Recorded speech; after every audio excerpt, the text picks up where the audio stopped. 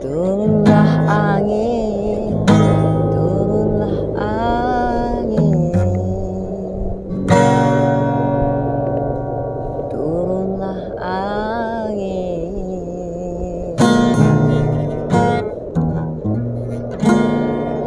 Puting beliung.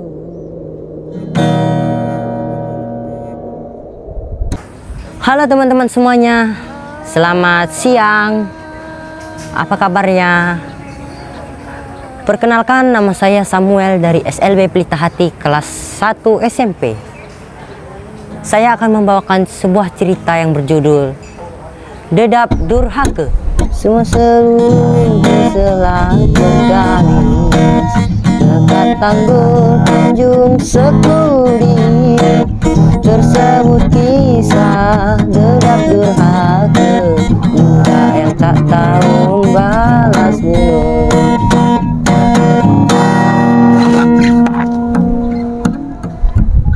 Di sebuah desa kecil yang bernama Putri Puyuh, Kepulauan Meranti, hiduplah sepasang suami istri yang bernama Ujang dan Topang. Mereka memiliki seorang anak yang bernama Dedap. Kegiatan sehari-hari mereka adalah bertani, sedangkan Dedap berburu di hutan dan mencari kayu rotan. Suatu hari, sebagaimana biasa, Dedap dan teman kecilnya Ali pergi ke hutan untuk berburu dan mencari kayu rotan. Sesampainya mereka di tengah hutan, awan mendung dan gelap. Tiba-tiba turunlah hujan lebat.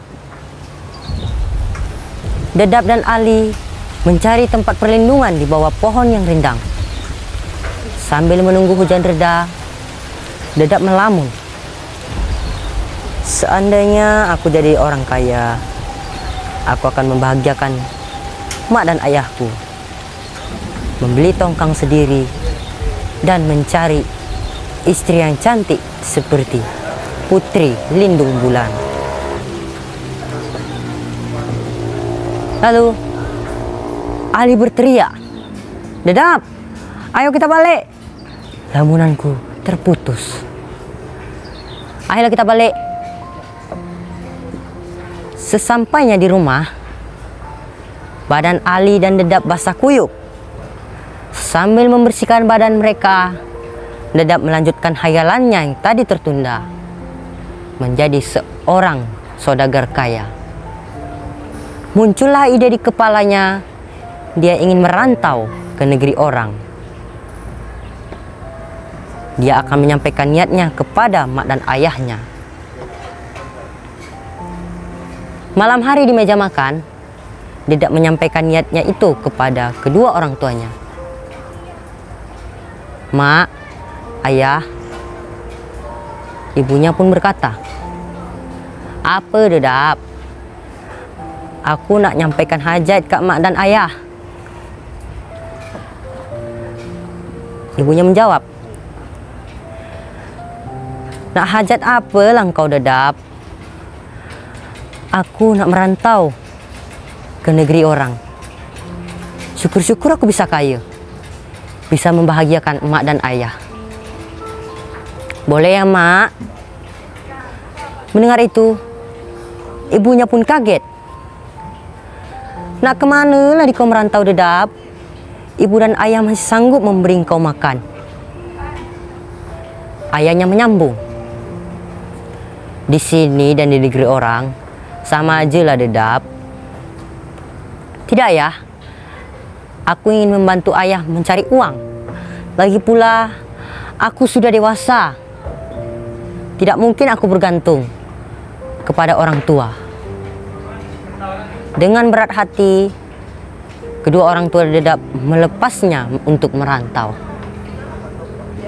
Keesokan harinya, berangkatlah Dedap naik tongkang yang singgah di desa mereka untuk membeli hasil hutan dan rotan.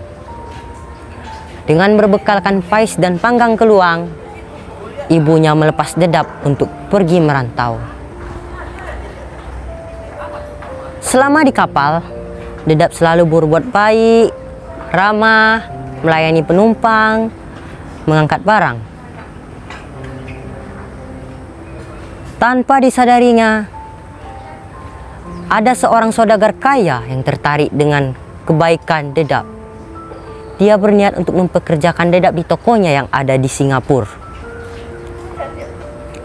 Sesampainya kapal itu di Singapura, saudagar itu menyampaikan niatnya kepada Dedap.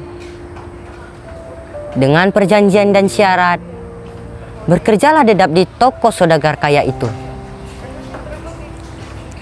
Hari demi hari, bulan demi bulan, tahun pun habis. Tak terasa 10 tahun Dedap bekerja di toko saudagar kaya itu. Timbul rasa rindu ingin pulang ke kampung halaman. Berkat hasil kerja kerasnya selama 10 tahun di toko saudagar kaya itu, dia telah memiliki banyak uang. Dia bisa pulang kampung, membeli tongkang sendiri, berbisnis sendiri, dan bekerja sama dengan saudagar-saudagar tinggi. Namanya pun diganti menjadi saudagar muda. Berkat kekayaan dan kesuksesan Dedap, tentu banyak yang tertarik untuk menjadikannya menantu, termasuk saudara tinggi yang menjadi rekan bisnisnya. Singkat cerita, menikahlah Dedap dengan salah satu anak saudara tinggi. Saudagar tinggi itu memberikan Dedap kapal pesiar yang mewah yang disulap menjadi istana raja untuk Dedap berbulan madu. Berbulan-bulan kapal itu berlayar. Bersandarlah kapal itu di salah satu muara sungai, yaitu Tanjung Sekudi. Turunlah anak-anak buah kapal untuk mengambil air tawar. Para warga memberitahukan berita itu bahwa ada saudagar muda datang ke kampung mereka yang berasal dari kampung itu. Sampailah kabar itu di telinga kedua orang tua Dedap. Bergegaslah ibu dan ayah Dedap pergi ke dermaga. Alangkah bahagianya ibu Dedap ketika ia melihat anaknya ada di atas kapal itu. Namun Dedap merasa malu melihat orang tuanya datang dengan pakaian yang lusuh dan kotor. Karena bahagianya, ibu Dedap berlari ke kapal itu dan memeluk Dedap. "Dedap anakku, ibu membawa makanan kesukaanmu, pais dan panggang keluang." Dedap menolak. "Siapa engkau?" "Aku ibumu, nak." "Tidak, kau bukan ibuku." "Aku ibumu, nak," sambil bergantung di celana Dedap. "Coba engkau lihat bekas luka yang ada di betismu." Sejenak Dedap terdiam. Lalu dia berteriak lagi dengan lantang, "Tidak, kau bukan ibuku. Ibuku sudah mati." Dia mendorong ibunya sampai tersungkur. Datanglah Ali, teman kecil Dedap, untuk membantu ibunya berdiri. Sambil berucap, "Sudahlah Bu, kalau memang dia tidak mau mengakui ibu." Ali berkata lagi, "Dedap, dia memang ibumu. Aku Ali, sahabat kecilmu. Apakah kamu juga lupa?" Mendengar itu, Dedap semakin marah. "Tidak, kalian semua penipu, pembohong. Aku tidak pernah mempunyai hubungan dengan orang seperti kalian. Turunlah dari kapalku. Ibu Dedap dan Ali turun dari kapal itu. Sampai di dermaga, Ibu Dedap berdoa, "Ya Tuhan, Engkau tahu aku yang melahirkan Dedap, menyusui dan membesarkannya. Tapi sekarang dia tidak mengakui aku ibunya. Turunkanlah murka-Mu, ya Tuhanku." Sesaat setelah itu, datanglah angin kencang dan petir, menyambar kapal Dedap, menghempaskannya ke permukaan dan menenggelamkannya. Sebelum kapal itu tenggelam, Dedap masih sempat berteriak, "Ibu, ini anakmu, ampunkan aku." Namun, ibunya tidak peduli lagi.